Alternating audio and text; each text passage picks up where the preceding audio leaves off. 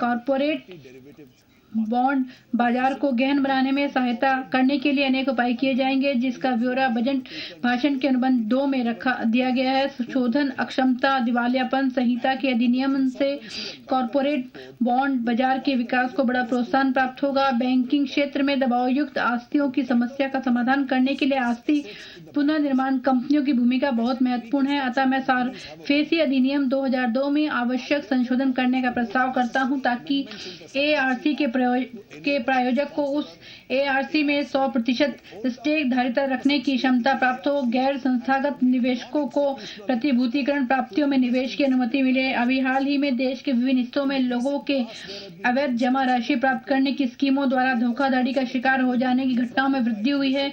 इन स्कीमों के सबसे अधिक शिकार गरीब और वित्तीय जानकारी न रखने वाले लोग होते हैं। ऐसी स्कीमों का प्रचालन प्राय अनेक राज्यों में फैला होता है। अतः मैं प्रस्ताव करता हूं कि ऐसे स्कीमों के आतंक से निपटने के लिए 2016-17 में व्यापक केंद्रीय विधान लाया जाएगा। मैं यह भी प्रस्ताव करता हूं कि आगामी वर्ष में सेबी अधिनियम 1992 में संशोधन किया जाए, ताकि प्रतिभूति अपीलीय अधिकरण में सदस्यों और पीठों की संख्या बढ़ाई जा सके। जैसा कि मान्य सदस्य इस बात से पूर्णतः अवगत हैं, वित्तीय क्षेत्र का सामर्थ्य एक मजबूत सुचारू रूप में कार्य करने वाली बैंकिंग प्रणाली पर निर्भर करता है। हमारे पास सार्वजनिक क्षेत्र के बैंकों के सुपुष्टिकरण हेतु पहले से ही इंद्रधनुष नामक एक व्यापक योजना है, जिसे क्रियान्वित किया जा रहा है। हमारे समक्ष अभी सार्वजनिक क्षेत्र के बैंकों में भारग्रस्त आस्तियों की समस्या है, जो काफी समय से चली आ रही है। इस संबंध में पहले ही अनेक उपाय किए गए हैं। हम बैंकों के ऋण प्रदायी और कार्मिक संबंधी मामलों में हस्तक्षेप नहीं कर रहे हैं। विभिन्न क्षेत्रों जैसों कि विद्युत, कोयला, राजमार्ग, चीनी और इस्पात में संरचनात्मक समस्याओं का समाधान किया गया है। बैंक रुकी परियोजनाओं के पुनरुद्धार पर विशेष ध्यान केंद्रित करते हुए वसूलियां प्राप्त करने की दिशा में विशेष प्रयास कर रहे हैं। बैंकों के प्रयासों में सहायता और साथ ही ऋण वृद्धि में मदद करने के लिए मैं सार्वजनिक क्षेत्र के बैंकों को पुनः पूंजीकरण के लिए 2016-17 के बजट अनुमान में 25,000 करोड़ रुपए के आवंटन का प्रस्ताव करता है। यदि इन बैंकों को अतिरिक्त पूंजी की आवश्यकता होगी तो हम इसके लिए संसाधनों का पता लगाएंगे। इन बैंकों के साथ मजबूती से खड़े हैं। हमारे सार्वजनिक क्षेत्र के बैंकों को सुदृढ़ प्रतिस्पर्धी बनाना होगा। 2016-17 में बैंक बोर्ड ब्यूरो को क्रियाशील किया जाएगा। सार्वजनिक क्षेत्र के बैंकों के सुदृढ़ीकरण के लिए एक भावी कार्य योजना तैयार की जाएगी। एफडीआई बैंक के रूपांतरण की प्रक्रिया पहले शुरू हो चुकी है। सरकार इस कार्य को आगे बढ़ाएगी। अपनी शेयरधारिता को 50% तक कम करने के लिए विकल्प पर विचार करेगी।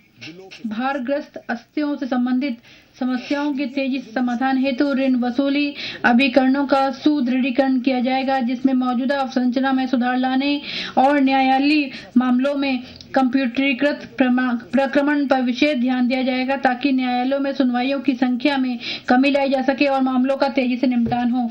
व्यवस्था में सबसे निचले स्तर पर खड़े उद्यमियों को लाभ पहुंचाने के लिए प्रधानमंत्री मुद्रा योजना का शुभारंभ किया गया था।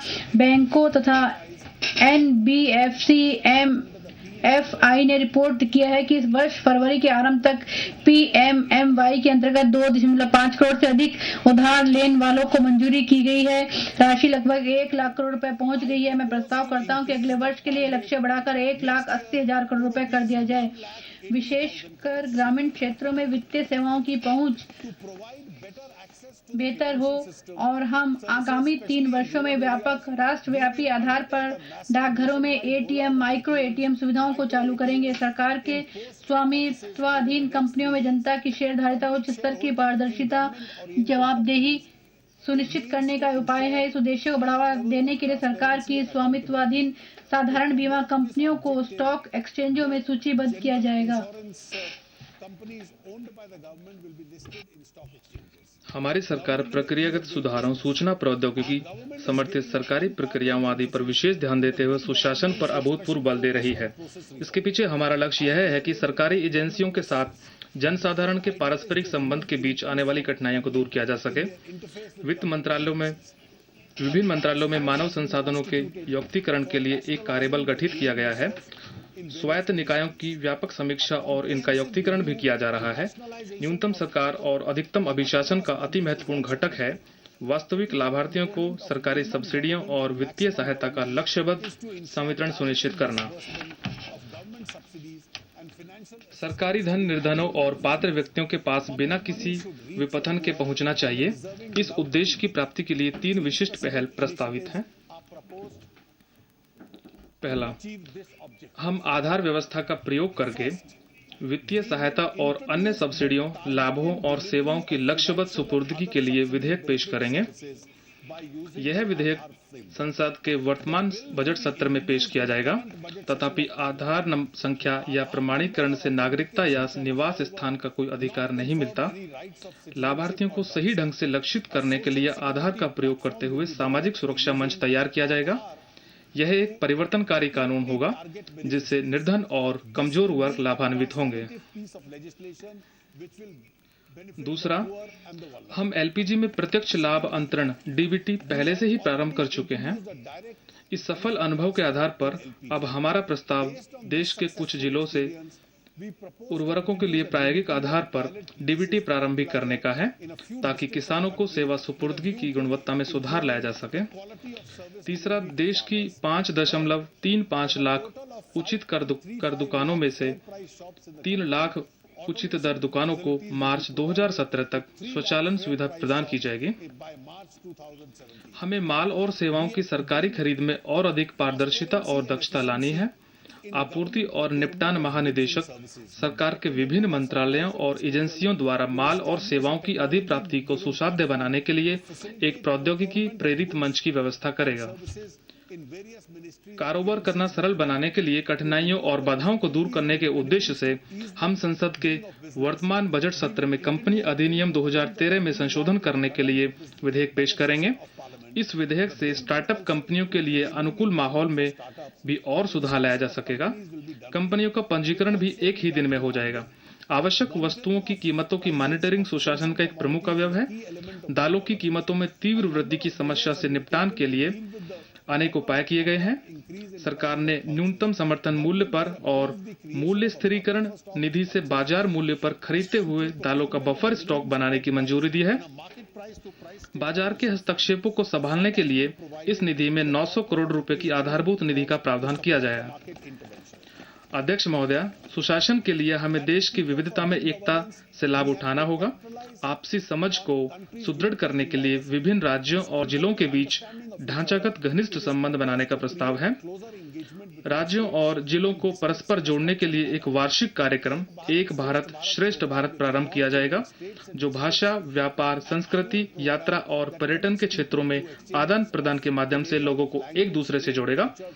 हम राज्यों और जिलों की भागीदारी के साथ पारस्परिक करार के माध्यम से इसे अमल में लाएंगे। वर्ष 2017 में हमारा देश अपने स्वतंत्रता की 70वीं वर्षगांठ मनाएगा। हम स्वतंत्रता की 70वीं वर्षगांठ के आगे देश की यात्रा के लिए नए मुकाम तय करेंगे। इतिहासकार डॉक्टर टायनबी ने कहा था कि एक अध्याय जिसका प्रारंभ पश्चिम में था, उसका अंत भारतीय ही होना चाहिए। मेरा विश्वास है कि वर्ष 2017 उस महान इतिहासकार के सपनों को सिद्ध करेगा। हमारी स्कीम एक भारत श्रेष्ठ भारत इस स्वप्न का ही हिस्सा है। अब मैं वर्ष 2016-17 के बजट के संदर्भ में राजकोषीय स्थिति पर प्रकाश डालना चाहता हूं। यह बजट तैयार करते समय मुझे FRBM रोडमैप के बारे में परस्पर विरोधी संकेत मिले हैं। विभिन्न विचारधाराओं ने या तो राजकोषीय समेकन और स्थिरता के पक्ष में या कम उत्साही समेकन के लिए और विकास को अधिक बढ़ावा देने के तर्क दिए हैं। मैंने नीतिगत विकल्पों का मूल्यांकन कर लेने के बाद निर्णय लिया है कि समझदारी राजकोषीय लक्ष्यों पर डटे रहने में ही है। परिणामतः 2015-16 और बजट आकलन 2016-17 में राजकोषीय घाटा क्रम से 3.9% और 3.5% रखा गया है। ऐसा करते हुए मैंने यह भी सुनिश्चित किया है कि विकास के एजेंडे को जोखिम में न डाला जाए। वर्ष 2016-17 के बजट में कुल व्यय 19.78 लाख करोड़ रुपए होने का अनुमान है। जिसमें 5.50 लाख करोड़ रुपए का आयोजना व्यय और 14.28 लाख करोड़ रुपए का आयोजना भिन्न व्यय होगा। वर्तमान वर्ष में बजट अनुमान की तुलना में आयोजना व्यय में 15.3% तक की वृद्धि की गई है। आयोजना आवंटनों में कृषि, सिंचाई, स्वास्थ्य सहित सामाजिक क्षेत्र, महिला एवं बाल विकास, अनुसूचित जातियों और जनजातियों, अल्पसंख्यकों का कल्याण, अवसंरचना इत्यादि जैसे क्षेत्रों पर विशेष बल दिया गया है। राज्यों को अधिक सशक्त बनाने की नीति जारी रखते हुए राज्यों को अंतरित किए जा रहे कुल संसाधन संशोधित अनुमान 2015-16 की तुलना में 99,681 करोड़ रुपए अधिक थे और वास्तविक 2014-15 की तुलना में 2,46,024 करोड़ रुपए अधिक हैं। कतिपय मुख्य क्षेत्रों और स्कीमों में आवंटन का ब्यौरा भाषण के अनुबंध 3 में दिया गया है। यह 12वीं योजना का अंतिम वर्ष है। उत्तरोत्तर समितियों ने सरकारी व्यय के आयोजना और आयोजना भिन्न वर्गीकरण की जरूरत पर प्रश्न उठाया है। वर्षों से एक व्यापक समझ यह रही है कि आयोजना व्यय अच्छे और आयोजना भिन्न व्यय बुरे होते हैं। इसकी परिणति बजट में विकृत आवंटनों में होती है। हमें इसे ठीक करने और सरकारी व्यय के राजस्व और पूंजी वर्गीकरण पर और अधिक ध्यान केंद्रित करने की आवश्यकता है। अतः हमने निर्णय लिया है कि आयोजना और आयोजना भिन्न वर्गीकरण को वित्तीय वर्ष 2017-18 से समाप्त कर दिया जाएगा। वित्त मंत्रालय इस मामले में केंद्रीय और राज्यों के बजटों को समरूप बनाने के लिए राज्य के वित्त विभागों के साथ घनिष्ठता से कार्य करेगा। सरकारी व्यय की गुणवत्ता में सुधार लाने के लिए सरकार द्वारा मंजूर की जा रही प्रत्येक नई स्कीम की समापन तारीख और परिणामी समीक्षा होगी। इस वर्ष के बजट का आशाजनक लक्ष्य यह है कि हमने राजस्व घाटे को 2015-16 में 2.8% से सुधार करते हुए 2.5 पर ला दिया है। FRBM अधिनियम 1 दशक से अधिक समय से कार्यान्वयनाधीन रहा है।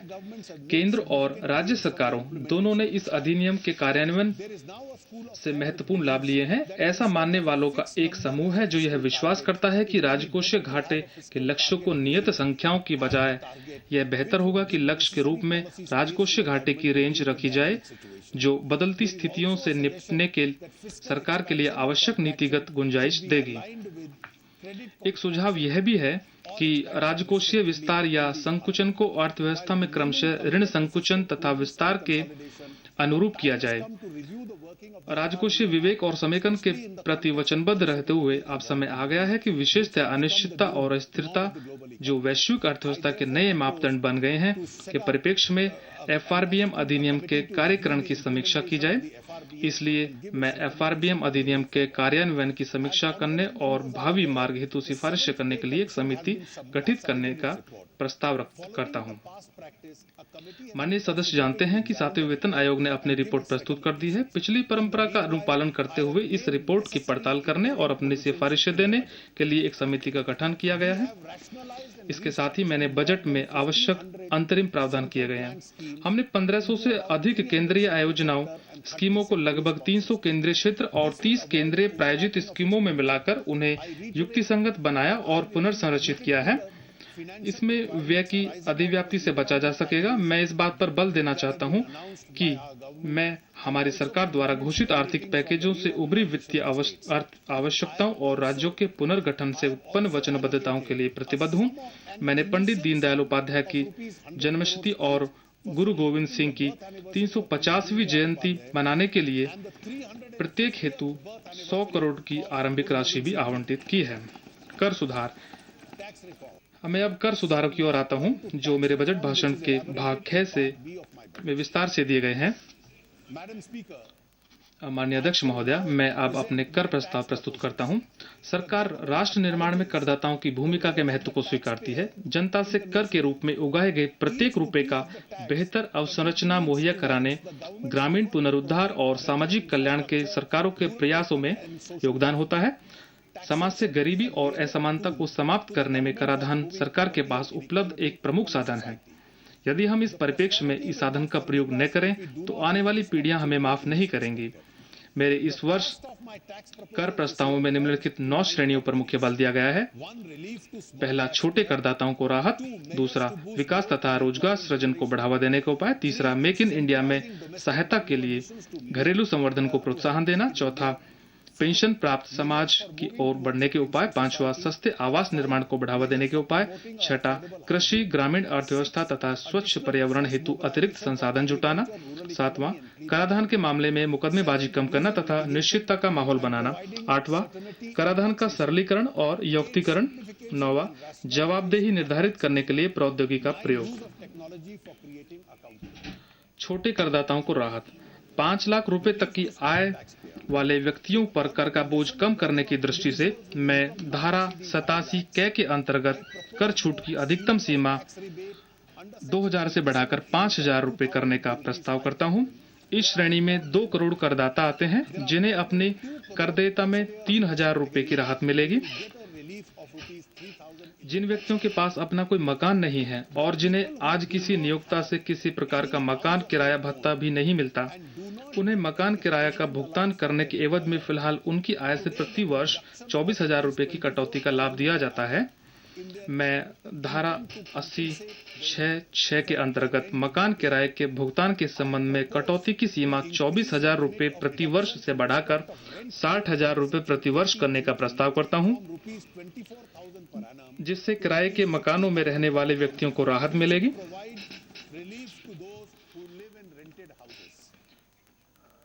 महोदय, और एक और महत्वपूर्ण बात है, आयकर अधिनियम की धारा 44 कै घ के अंतर्गत अनुमानित कराधान स्कीम का लाभ छोटे और मध्यम उद्यमों अर्थात ऐसे नॉन कॉर्पोरेट व्यवसायों के लिए उपलब्ध कराया गया है जिनका टर्नओवर या सकल प्राप्तियां 1 करोड़ रुपए से अधिक नहीं है। वर्तमान में लगभग 33 लाख छोटे व्यवसायियों को यह लाभ मिल रहा है, जिससे वे विस्तृत खाता बहियों के रखरखाव तथा उनकी लेखा परीक्षा कराने के बोझ से मुक्त हैं। मैं इस स्कीम के अंतर्गत टर्नओवर सीमा को बढ़ाकर 2 करोड़ रुपए का प्रस्ताव करता हूं, जो सूक्ष्म, लघु तथा मध्यम उद्योग श्रेणी के अंतर्गत आने वाले बहुत से निर्धारित के लिए एक बड़ी राहत लेकर आएगा।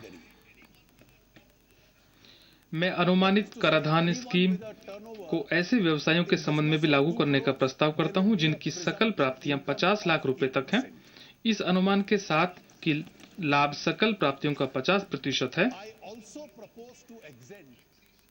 मैंने पिछले बजट भाषण में कारपोरेट कर की दर को एक समय अवधि के दौरान 30% से घटाकर 25% करने के साथ विभिन्न प्रकार की कर छूटों और प्रोत्साहनों को युक्तिसंगत बनाए जाने तथा समाप्त करने का प्रस्ताव रखा था।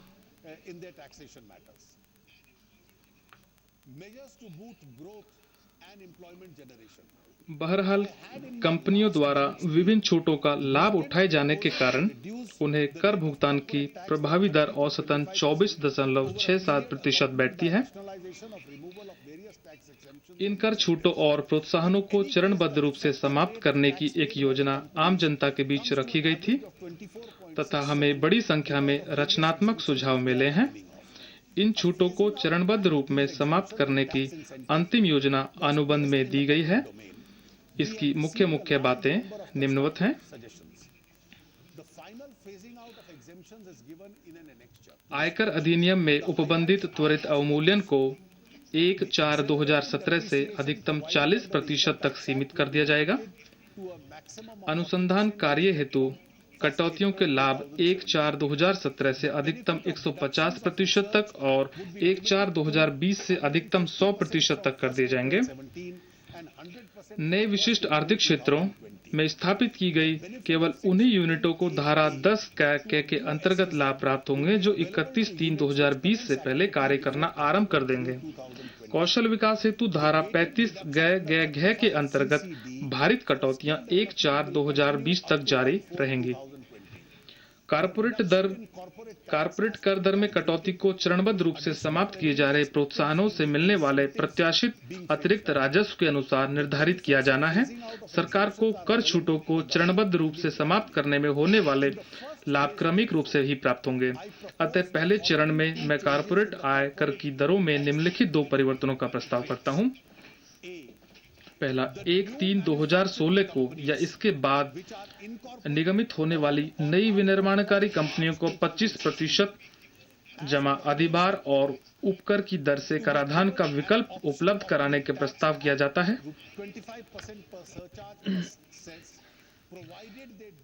यदि वे लाभ संबद्ध या निवेश संबद्ध कटौतियों का दावा नहीं करती तथा निवेश छूट और त्वरित अवमूल्यन का लाभ नहीं उठाती हैं, मैं यह भी प्रस्ताव करता हूं कि अपेक्षाकृत छोटे उद्यमों अर्थात ऐसी कंपनियों जिनका टर्नओवर 5 करोड़ रुपए से अधिक न हो, मार्च 2015 को समाप्त वित्त वर्ष के दौरान, मैं इसके लिए आगामी वित्त वर्ष के दौरान कारपोरेट आयकर की दर को घटाकर 29% अधिभार और उपकर किया जाए।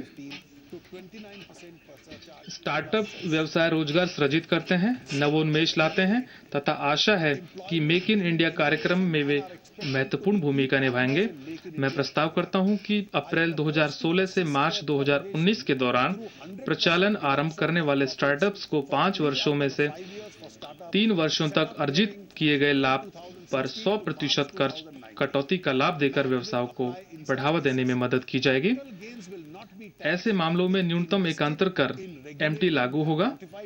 पूंजी लाभ पर कर नहीं लगाया जाएगा यदि विनियमित अधिसूचित निधियों में निवेश किया गया हो और यदि व्यक्तियों द्वारा ऐसे अधिसूचित स्टार्टअप में निवेश किया गया हो जिनमें उनकी अधिशंक शेयरधारिता हो। अनुसंधान नवोन्मेष का प्रेरक है तथा नवोन्मेष आर्थिक विकास को बल प्रदान करता है। मैं पेटेंटों के संबंध में विशेष व्यवस्था शुरू करने का प्रस्ताव करता हूं, जिसमें भारत में विकसित और पंजीकृत पेटेंटों के विश्व भर में प्रयोग से अर्जित आय पर 10% की दर से कर लगाया जाएगा। आस्ती पुनर्निर्माण कंपनियां जो डूबे ऋणों के समाधान में बहुत महत्वपूर्ण भूमिका निभाती हैं, उनमें अधिक निवेश प्राप्त करने के लिए मैं प्रस्ताव करता हूं कि एआरसी के न्यासों सहित प्रतिभूतिकरण न्यासों को आयकर का पूर्ण पास थ्रू अंतरित किया जाए। न्यास की बजाय निवेशकों के हाथ आई आमदनी पर कर लगाया जाएगा, तथापि न्यास स्रोत पर कटौती दर की अध्याधीन होंगे। असूचित कंपनियों के मामले में दीर्घावधि पूंजी लाभ व्यवस्था के लाभ प्राप्त करने की अवधि 3 वर्ष से घटाकर 2 वर्ष करने का प्रस्ताव है। गैर बैंकिंग वित्तीय कंपनियां डूबे हुए और संदेहास्पद ऋणों के प्रावधान के संबंध में अपनी आय के 5% तक कटौती की पात्र होंगे। विदेशी कंपनियों के प्रभावी प्रबंधन स्थान के आधार पर रेजिडेंसी का निर्धारण 1 वर्ष आस्थगित करने का प्रस्ताव है। मैं 1/4/2017 से सामान्य अपवंचन रोधी नियम क्रियान्वित करने की हमारी वचनबद्धता को दोहराना चाहता हूं। OECD और G20 के BEPS कार्यक्रम के प्रति हमारी वचनबद्धता पूरी करने के लिए वित्त विधेयक 2016 में 750 मिलियन यूरो से अधिक के समेकित राजस्व वाली कंपनियों के लिए देश दर देश सूचना देने की अपेक्षा का प्रावधान शामिल है। मैं दीनदयाल उपाध्याय ग्रामीण कौशल योजना के अंतर्गत उपलब्ध कराई गई सेवाओं तथा कौशल विकास और उद्यमिता मंत्रालय के पैनल में शामिल मूल्यांकन निकायों द्वारा उपलब्ध कराई गई सेवाओं को सेवा कर से छूट देने का प्रस्ताव करता हूं। मैं ऑटिज्म, सेरेब्रल पाल्सी, मानसिक मंदन और बहुल अपंगता वाले व्यक्तियों के कल्याण हेतु राष्ट्रीय न्यास द्वारा शुरू की गई निरामय स्वास्थ्य बीमा योजना के अंतर्गत दी गई साधारण बीमा सेवाओं पर सेवा कर से छूट का प्रस्ताव करता हूं। प्रशीतित कंटेनरों का प्रयोग बढ़ाने के लिए मैं उन पर बुनियादी सीमा शुल्क और उत्पाद शुल्क घटाकर क्रमशः 5% और 6% करने का प्रस्ताव करता हूं। विकलांग दिव्यांग व्यक्तियों के लिए अनेक सहायक उपकरणों, पुनर्वास सहायक सामग्री और अन्य वस्तुओं पर 0 बुनियादी सीमा शुल्क लगाता है। मैं ब्रेल कागज पर यह छूट देने का प्रस्ताव करता हूं।